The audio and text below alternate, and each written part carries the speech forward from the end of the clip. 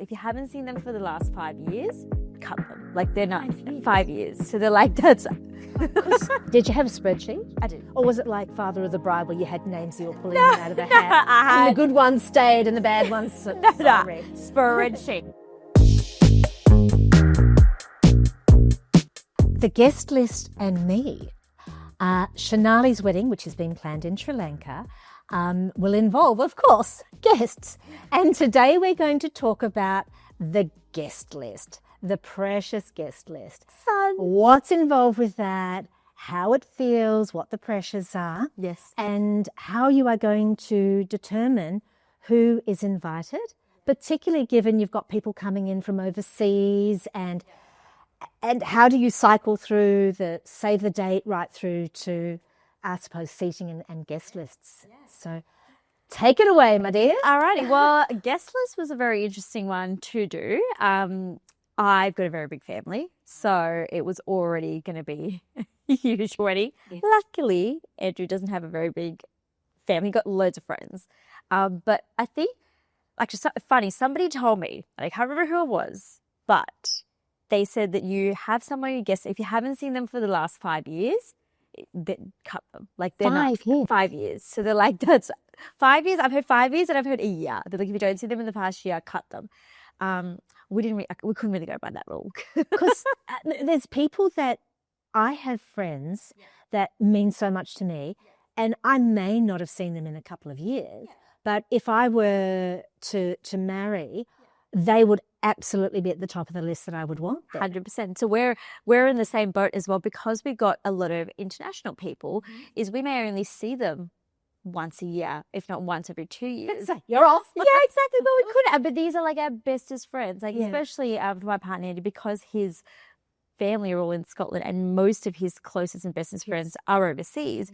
Is that doesn't mean anything that they only see each other maybe once a year, because they're pretty much in their bridal party, like they're close, they're tight. So I guess this was really interesting because it was an amalgamation of people from Sri Lanka, from Australia, from UK.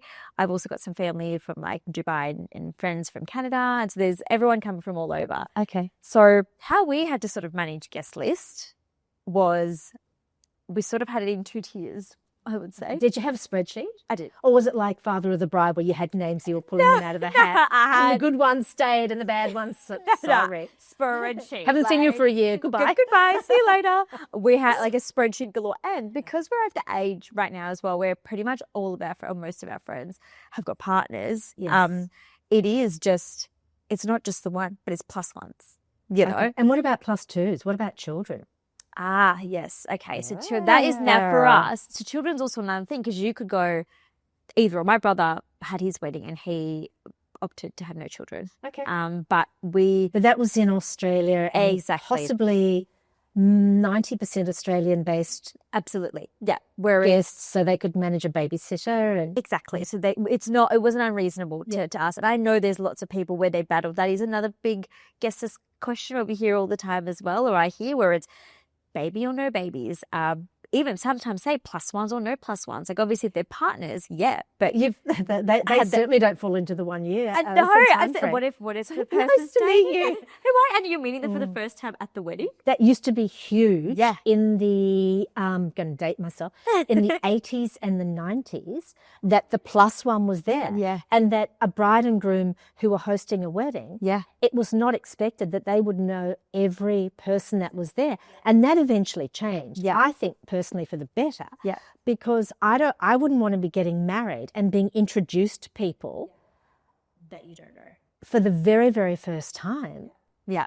It's like, oh, hello, who are you at my wedding? Yeah, and they're like, who are you? It's like, I'm the bride. I mean, why? Hello. Who do you belong to? Yeah, how do I know you? Yeah. Why are you here? You know what I mean? It just feels, I think the brides have evolved so much. Yeah. It's less about this is the tradition and the old the old-fashioned sort of quite trite mother of the bride, mother of the groom, and who's the aggressor and who's not, and you've got to follow all of these rules and regulations because that's the tradition of marriage. Yeah. I love how you guys as millennials and then the Gen Zers that are coming through too are saying this is our day and it's about love and harmony, and I want to have the people that I had there. Yeah. Having said that, are you under any pressure to invite people as a result of the family situation? Yeah, I wouldn't say pressure, but absolutely an obligation to do so. I would agree in the sense with your guest list, it has to be, it's different for everybody. Yes. So you definitely need to have the people there that you would want. But as in saying that, for us, I could have probably been like, no, I'm not having that. But me personally, I probably would feel worse if I didn't include them. Now, because I've got family from Sri Lanka, we've got extended family, we've got loads of family. Yeah. So we have to invite all of them. And it's not, I'm asked. But it's because if I don't invite that person, you couldn't do I'll invite that family, but not that family. Okay.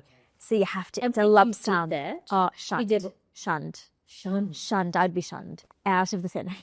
And I would actually. So how did you manage, because that's really interesting, but before you get to your Sri Lankan market, who are based there, Yes. how did you and Andy decide on your Aussie guests Yes. and your Scottish guest? And as you say, Andy's so small family but hugely gregarious, friends everywhere. Yeah. So, and the ones that are in Canada and America and Norway and what have you, how did you go, because if you have everybody, I could imagine if you've got a huge family, this could get to 500 or 600. Yeah. And as much as you'd love to have everybody, everyone, you do have a budget that you have to work with. Yeah. So did you have to divide it into like two pools and say, let's work on the overseas people and work out who's coming, who's not? Yes. And hopefully that can leave a few gaps and we can top it up with our Sri Lankan family and friends. How we did it originally was we wrote down everybody, like everybody that we wanted to have, both overseas and Sri Lanka, in Australia, everyone. We were like, let's just put all the people that we want to be here at the wedding here. What was the number? Then we had 255 Oh. at that time. But then we were like, okay, that's a lot. We do want to bring it down. Yes. But so our first thing was our overseas people, which was say Australia and the UK and Scotland based mainly.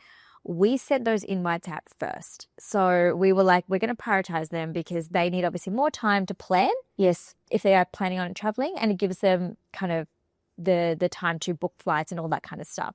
Because the people in Sri Lanka, they're already in there, so they don't need like that much notice. Personally, I did think so. So we sent out our save the dates to everybody, not everybody in Sri Lanka, but everyone overseas, like a year out. Mm-hmm. And then a couple of months in, sent all the invites first to see who would come from overseas. Yes. So it was once we got those numbers, which I only just recently got. So that was like, Did you have to chase people up? I did. Okay. There was a handful. Most of them were good. But yes, people RSVP.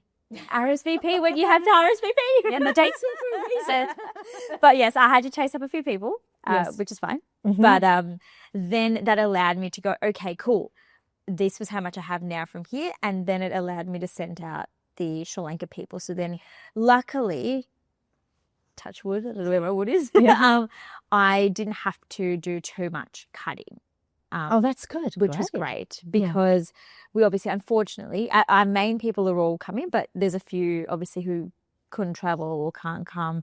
So it's like some of our friends from Australia and some family in the UK. Yeah. So not everybody's coming. So then it allowed for some of that to cull down. Okay. So we didn't have to do too much cutting. But we planned it that way, overseas first and then. Okay. So, and did anybody come to you with a list of saying these are the people that have to come because they've been part of the family for a long my family was actually great. Yeah. Or some long distant relative that, becomes main character energy and spins around at the weddings and takes the focus off them. I can't promise there won't be anyone like that there, but I think no, my family is actually quite good, but we did have that discussion of no, you have to have these people if you don't. But I think it was in one way good because I was in agreement as well. So I wasn't like there was no, I didn't want them there. Yeah. They wanted them there. It was like pretty cohesive. So I'm like, okay, they're family. You kind of got to invite them, right? So you got to advocate the list. I think working with you as I have for over a decade, I know that your people please is the wrong word, but you are a person that is so generous with your thought and time and and our brides love you for that. Did you have a need to people please when it came to who was going to come? Ooh, do you know what? If I'm, yes, okay, all right. I reckon if I was being honest, yes. Right. We won't name names. Yeah. No, it's not. Yes, yeah. I did feel a bit of pressure, but not pressure, but like I felt the need that I had to invite them because then it would look bad. But on the other hand as well, there were some people, and like I said, it was so small because luckily, like for us, and Angie and I are like, we want to have all of the people there that we have, like everyone that's coming to the wedding isn't anyone that we haven't like had a relationship with or haven't had some kind of moment with. Yes. So there was only a handful. And those handful I already did say no to. So I was able to cut. Yeah, I was like, no, I don't know who they are, so I'm sorry. Okay. I've got to cut them. But as I said, it wasn't. Do they know that you're getting married? Being devil's advocate, they know that they're not invited. Are they going to shun you, or is that a good thing? in my mind, I've never met them, so I don't really care. Oh, okay. All so right, gotcha. I don't, you know, if they do, but they may. It was mainly like some like extended family friends that you don't really see. So to me, I was like, I don't really know. Like, Andy's not met you. I've not seen you since I was like 5 years old. So that's cool. That's definitely longer than a year. Yeah, exactly. So 5 years. Yeah. So I was like, no, that was, they were like, oh, can we have them in the invite? And I said no. So I did cut. But mostly it was, yes, I felt like I had to. Yeah, because the venue that you've chosen, that we've already spoken about, how many does that seat? I mean, does that play into it? I mean, you're saying that there's the Sri Lankan family and extended groups, which I'm going to imagine if we go back a few generations, the cultural aspect was like it was in Southern Europe, you know, it takes a village to raise a child. So it takes a village to attend the wedding, to celebrate said child. Yes. Said child. Little Georgie. Sorry, I just said child. Okay. Yeah, no, that's funny, isn't it? Sorry. Old speak, people, old speak. But they used to say it that way. Did the venue come into it? Like you say, you've got a list of 255 people. Yes. And you've chosen a venue that can comfortably take 150 or 180. Yes. I think we were lucky. I know that's what happens with a lot of the cases where you might have to be like, all right, my venue only holds so much. Yeah. So I can only have this much. Whereas for us, in Sri Lanka, they're used to having big weddings. So the space can cater if they want to. They just knock down a wall? Yes. There's partitions and things like that. So you can go up to like 400 people if you wanted to. Uh-huh. Our venue was able to hold, I think it could be up to like 280 or 300 people. So that wasn't really a factor. We didn't have to worry too much about you're not fitting in. It was just more, who do we want to be there for our special day? We don't really want any, random stranger from the street. We want everyone there that's meaningful to us. And so I think we're kind of lucky a little bit in a way that we weren't restricted to having the guest numbers, but I do know that there's a lot of the guest list being really, really tricky for a lot of brides. I've got quite a few close friends that got married, and my brother as well got married. They had to worry about those restrictions. Because you're like, you only, this venue that you absolutely love, and it's the dream venue, can only hold 180 people, but you want to invite 200, let's say, right? Okay. So what are our brides telling you? Because we hear that quite a lot, but you're our salon manager. Yeah. You run the floor and you're speaking to our brides all the time. Yeah. How many of them talk to you about the guest list? And because we know you oftentimes engagement venue. Yeah. Because the venue for us with the gowns, it starts to help to set the tone. Yeah. If you're getting married on a beach, you might be dressing differently than if you're getting married in a castle or so on and so forth. Do many of them talk to you about numbers? Yeah, actually we do. We probably not have specifically gone into, who is the numbers, like who is within these numbers. I sometimes do talk to some of my brides where we have actually spoken about the plus ones. That's sort of always been an interesting factor because, you might have, let's say, some work friends, and so the work friends, but you've never met their partners. So do you invite the partner to, so there's a lot of that kind of conversation. But actually sometimes the guest numbers we do talk about because say if it is a 200, 300 people wedding, that gives us a vision that, okay, this is a grand, a spectacular grand event. So your dress would cater to that versus it's going to be an intimate wedding, which will have just 50 people at the restaurant. That would also show the bride kind of what type of vibe of dress that they go for. So we have heard numbers. Yes. We know when we're in the styling appointments or when I'm in the styling appointments, I hear a lot of the numbers. It could be 150 people. It could be 200 people, 50, 20. Yeah. But I don't really know. We don't really speak actually too much about the specifics, like my auntie's not coming or, Because I suppose it's maybe something the alterations team hear more about. Or it's that in between. They choose their gown. Yeah. And then like now you're doing the invites, 6 months out. Yeah. And by the time we see our brides for alterations, it's much closer. It's done. So if you're choosing a venue and you love the venue, one of the first questions that I hope you all ask it is, what do you cater for? So when you're doing that search process of the venue, at that point how many people can fit in, and then you sort of work back from that. It's a thought right now that as you just said it, is I wonder, and this is something all brides probably want to think about at the start of their journey, maybe when they're looking at their venue as well, is what is more important?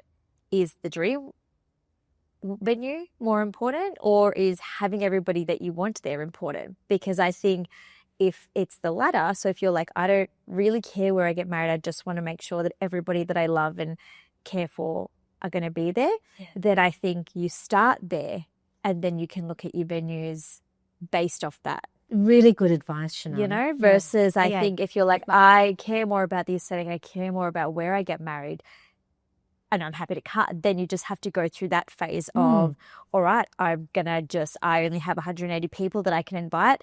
But I've dreamed of this venue my entire life. So when I walked in there, it was instantaneous. It was where I wanted to get married. And you can work it from two totally different angles. Absolutely. So I just think it's all just going to come down to what you feel is important to you on the day, and that means so many different things to different brides and different people. Yeah. And is it possible when you've got the facility like you do? So you're saying your guest list started at 255, but your venue, because in Sri Lanka the weddings are so huge compared to Australia nowadays, that you could expand and just push the walls back, a few more chairs. Yeah. Can you work it in that regards to say, I want all these people here. It's about the beautiful day. It's about the time together, the joy that a wedding is, and I want them here. But my budget is over here. Yeah. Well, we'll just take a different drinks package or a food package, because I know that food is important and there are incredible caterers. Yeah. But when I think of going to a wedding, and I only talk for myself, I'm there for the spectacle and the sun. I'm not really there for the food. Some people might be like, oh, the food was amazing, and then other people are like, well, it was fine. But my partner has two sons that got married, one in 2017 and one in 2021. Yeah. And both were amazing in Australia. Yeah. And I remember, the biggest thing I remember with them, and this is what you've got next once you get your numbers, is who sits where. Yes, I know, the seating chart. And I remember they were like, every time we saw them, every couple of weeks, it was like the seating chart, the seating chart. Yeah. But a great night, fantastic night, hand on my heart, I do not remember what I ate. Yeah. And that's not, I don't drink, so it's not like I was doused in rounds of alcohol.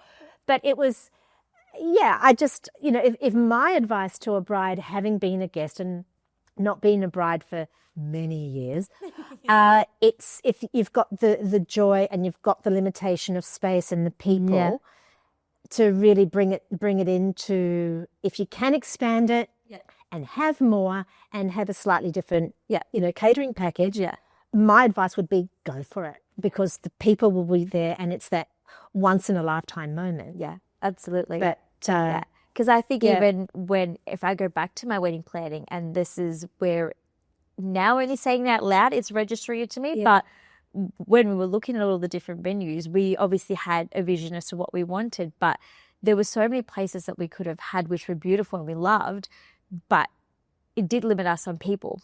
And we knew, okay, if we went with this menu, we would have to go through that grueling nights of who we're going to cut. And we just sort of thought we probably didn't want to do that. So that's why we went for this, whilst there might have been other really, really beautiful venues. And I love my venue right now still. But the guest list was important to us. We didn't want to have to sacrifice not inviting someone. If they couldn't come, that's fine. But we had to obviously prepare for should everybody come. We can't. Well, that's it. Because we were up. We knew, obviously, they always say 20% or 30% of people don't come. Oh, do they really? Yeah. And how have you found it so far? With your Australian invites, about 20 to 30 have said 30% no. Thank you, but we're not able to make it. We're not able to make it. So especially because it's a destination and it's and not easy. In Sri Lanka, do you think it'll be the same, or do you think it'll be yes? Yeah, I think Sri Lanka's going to be more because they're there. So they're not having to make the journey. We might have maybe 5% not come. Maybe protect the slightly older people that may not be able to drive and travel. But I think that's the 30% that we have. All right. So destination wedding, venue, size of venue, and guest list, because we've expanded it out gratefully. As you're right in the deep of it now, what are your thoughts to someone who's choosing a venue? Do you say go for the venue over the guest list? Yeah. Or would you say be surrounded by the people that you love and find something that's going to match that? Yeah. Look, I'm going to sound really corny when I say this tip, and I'm going to give this tip. I think it is a very, very personal thing. I think for the bride that's thinking about this, you've just got to ask that question within yourself. What's important? Like I said, for myself, the people were important. So I went with the people first and then got the venue around that. Okay. But I know there's lots of people that have a dream venue and can work people around that. So my advice would be, firstly, with the guest list, is just remember it's your day. I know this is going to sound selfish, but it is your day. It's your and your partner's day. So you just need to make sure whoever's there is going to be the people that you're going to love and celebrate with, and you're going to be happy to have. Yes. And just remember that it's not the end of the world. Guests understand and people understand a lot of things. So whatever makes you feel less stressed, what's going to give you the dream wedding that you want, do that. Yep, absolutely. That would be my sounds perfect. Yes. Well, if you did enjoy our episode today, tune in very soon, because in our next podcast and broadcast, we're actually going to be discussing veils and how Shenali has come to choose her veil and some feedback she has on that. So if you did enjoy today's episode, please do click the subscribe button and do follow us, and we'd love any comments. So please comment away.